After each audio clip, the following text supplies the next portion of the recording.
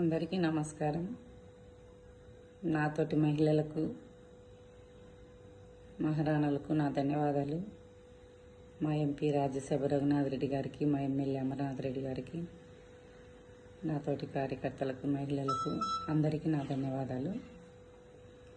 కాకినాడ జిల్లా జగ్గయ్యపేటలో ఆ బస్సు తోపులాటలో ఆ మహిళ కాలు ఇబ్బంది అయిపోయి చాలా బాధాకరం. బస్సులు ఎక్కువ వేయకపోతుంది. అన్ని పాత బస్సులు, డొక్కు బస్సులు పక్కన పెట్టిన రిపేర్ చేసి ఆ బస్సులు నట్టేచ్చిరి. టైర్లు ఎట్టబోయేది తెలియదు, గాన్లు ఎట్టబోయేది తెలియదు, స్టీరింగ్లు ఎట్టబోయేది తెలియదు. రేపు ప్రజలకు ఏం సమాధానం చెప్తారు మీరు? మహిళలు అంటే ఏమనుకుంటున్నారు? ఈరోజు ఆమె కాలు ఏమైపోతే ఆ ఫ్యామిలీకి ఎంత ఇబ్బంది పడుతుంది.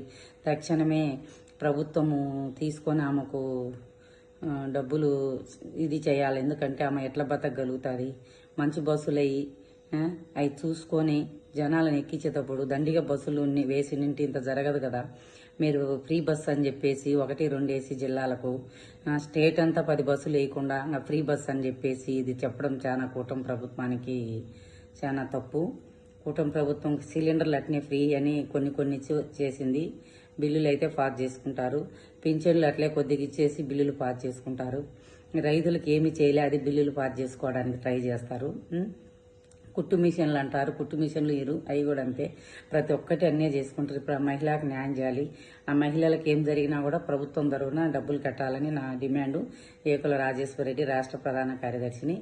మహిళలు అందరూ కూడా మహిళలంటే మాకు గౌరవము, పేదలంటే గౌరవము, ప్రజలంటే గౌరవము, మాకంతా ఒకటే.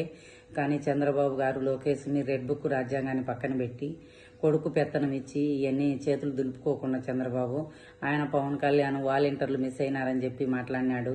ఆ కాళహస్త్రిలో సొంత ఇన్ఛార్జి పిఏను ఒక ఇంట్లో ఫ్యామిలీగా పెట్టుకొని మర్డర్ చేపించే దాన్ని పట్టించుకోడు. ఎవరికి ఏమైనా పట్టించుకోడు. ఆయన సినిమాలు ఆయన వరకు రిలీజ్ కావాలి, ఆయన వరకు చేసుకుంటారు. జూనియర్ ఎన్టీఆర్ను కూడా అదే విధంగా చేస్తున్నారు. జూనియర్ ఎన్టీఆర్ ఒక మహానటి తారక రామారావు గారు మనవడు. ఆయన ఎన్టీఆర్ వంశము, మీరు నారా వాళ్ళ వంశము. కానీ ఎన్టీఆర్కి పెత్తనం కావాలి. ఎప్పుడైనా ఎన్టీఆర్ ప్రభుత్వమే రావాలి. మీకు అర్హత లేదు. ఎందుకంటే మీరు ఈరోజు వాళ్ళని అడ్డ పెట్టుకొని మీరు వెళ్తున్నారు. ఏలి కూడా ప్రజలను మోసం చేస్తున్నారు, వాళ్ళ ఫ్యామిలీని మోసం చేసింది కాక కనీసం లక్ష్మీపార్వతి ఏముందని కూడా ఆమెను పక్కన పడేసినారు. ఎంతైనా భార్య కదా ఎన్టీఆర్ కామ. ఈరోజు ఉంచుకున్న వాళ్ళే భార్యలు అవుతున్నారు. ఆమె పెళ్లి చేసుకుందామా? ఆమె భార్య కాదా?